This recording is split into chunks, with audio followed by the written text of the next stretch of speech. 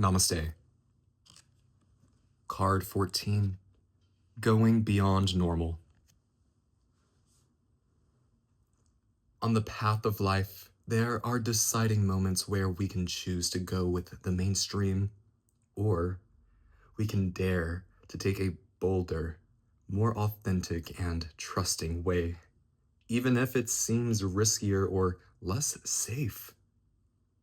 To rely solely on logic and science, without incorporating the mysterious and magical, is a recipe for an existence that is far too dry.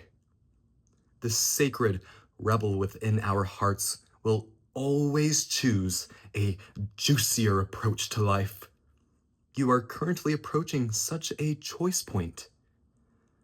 You could say the choice is about balance. It is less about choosing to honor either art or science, gardening or architecture, and more about integrating all approaches so that you enhance rather than hinder your life journey.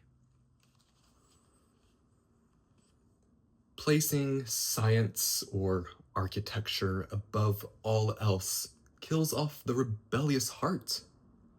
Steadfastly relying on logic, proof, and a complete set of plans to measure and dictate outcomes will suffocate the soul. Basing decisions on limited factors with an imbalanced measure of success is unnecessarily limiting. This approach prevents us from living freely, spontaneously, and with trust so that we can rebel against the need for things to go strictly according to plan. Choose to value decisions based on passion and instinct, and trust in life enough to embrace it as an adventure and let it unfold as it will. There is a time and a place for logic, strategy, planning, and measurable outcomes. These are not bad tools to have, but we must be vigilant not to worship them or allow them to quash our less rational but equally valuable decision-making tools. Intuition, feelings, and those things you know without knowing how you know them. The flowing, inspirational energy of the heart may have no conceivable basis in logic or reason and still be uncannily accurate. To remain rebellious, we must not sacrifice the art of emotion, instinct, passion, and intuition for the science of logic and strict planning. On the other hand, gardening and art do provide us with a plan, albeit more loosely held. This plan still requires us to set aside time, to draw upon reliable methods, and to prepare with certain tools. However, there is also a healthy dose of organic flow, responsiveness, and trust in the creative process of bringing something to life. This leads to the cultivation of the most beautiful, abundant, and successful garden and the most vivid, healing art. You are being asked to stay open to the intuitive approach in your life, your work, your creativity, as well as in your spiritual journey. The intuitive approach can be linked to the method of a gardener or an artist. There is a sense of what might work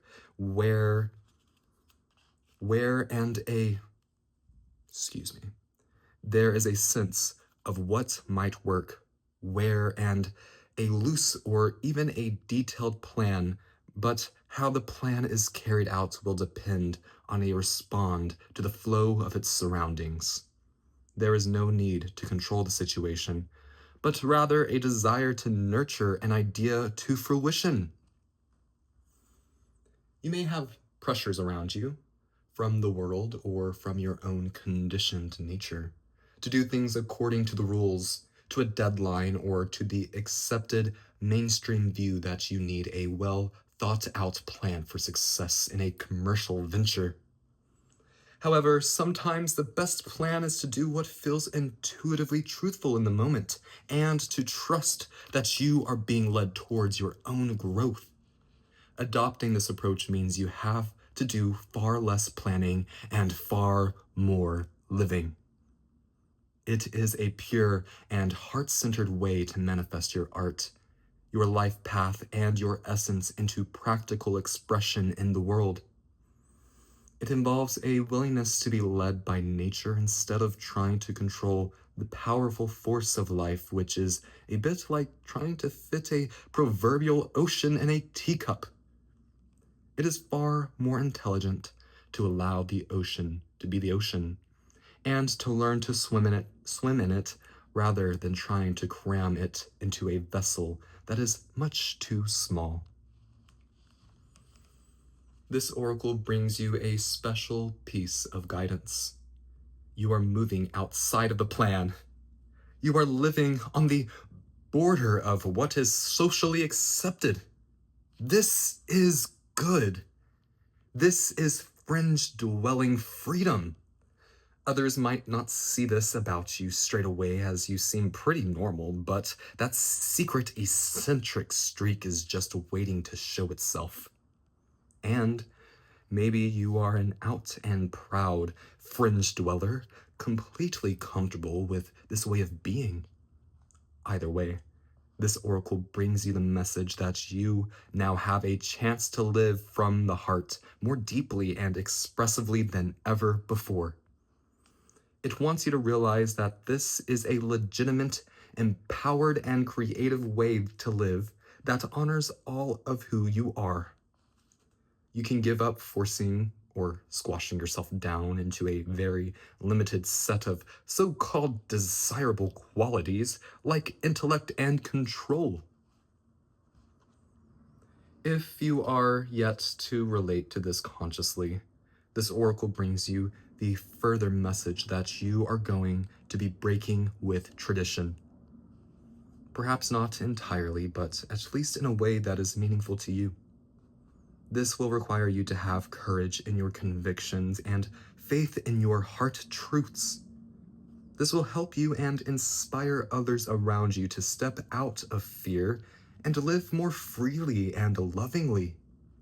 You are not necessarily meant to abandon logic and intellect altogether. You are to use them to serve the desires of the heart, rather than to replace its naturally spontaneous and truthful nature with controlled planning and narrow strategy. It's time to get a bit wild and let nature take its course.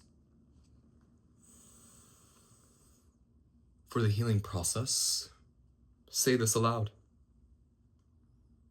I now call on unconditional love and ask for the blessings of the heart to be witnessed and sanctioned by the great universal creator, so that I may rise above small-mindedness and use the best of what human culture has to offer in service to love. Through my own free will, so be it. Visualize or imagine the feeling of being in a most gorgeous garden. It might be well manicured, a little bit wild, or a wildly overgrown jungle. Just notice it. Notice how all the plants work together and how it is supported by nature and the seasons. Notice that whilst some things thrive, others fall away, only to shift again with the seasons. There is such organizational genius. Say, may the wisdom and guiding hand of the greater gardener who works with unconditional love nurture the garden of my soul into magnificence. I dare to live creatively for my heart and thrive.